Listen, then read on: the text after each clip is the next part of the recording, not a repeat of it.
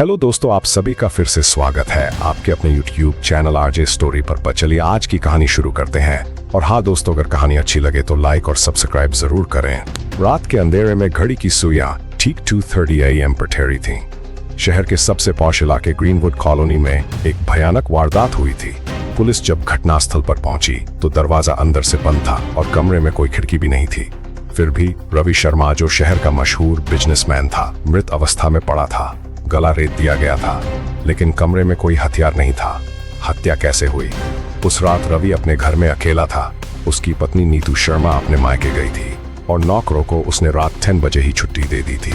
CCTV footage में आखिरी बार रवि अपने घर के अंदर अकेला जाता दिख रहा था।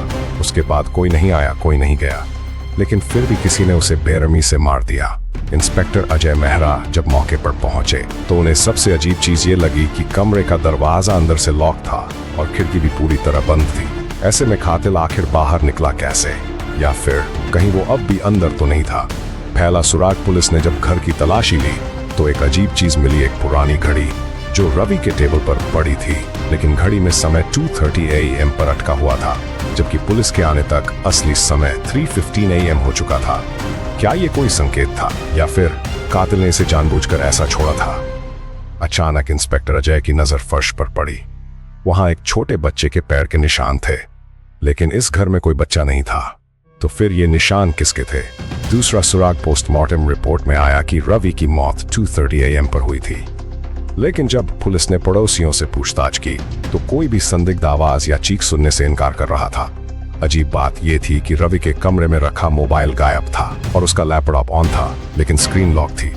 अजय को महसूस हुआ कि यह कोई साधारण हत्या नहीं थी। कोई बहुत ही तेज दिमाग वाला कातिल था जो एक भी सुराग नहीं छोड़ना चाहता था, लेकिन वो एक गलती कर चुका था। उसने मान लिया कि पुलिस इस पहेली को नहीं सुलझा पाएगी। जांच के दौरान पुलिस को रवि के पुराने बिजनेस पार्टनर विक्रम मल्होत्रा के बारे में पता चला।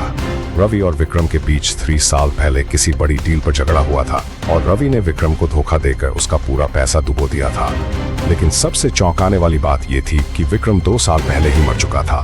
तो फिर सवाल यह था, अगर विक्रम मर चुका था तो वो घड़ी जिसका समय अटका था, बच्चे के पैरों के निशान और लॉक रूम में रवि की हत्या, ये सब किसने किया?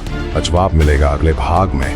क्या इंस्पेक्टर अजय इस रहस्यमयी हत्या का सच खोज पाएगा या फिर ये मामला और भी उलझ जाएगा? अगले भाग में पड़े अदृश्य कातिल भाग 2। Thank you for watching this video. If you enjoyed it, please hit the like button and the bell notification icon.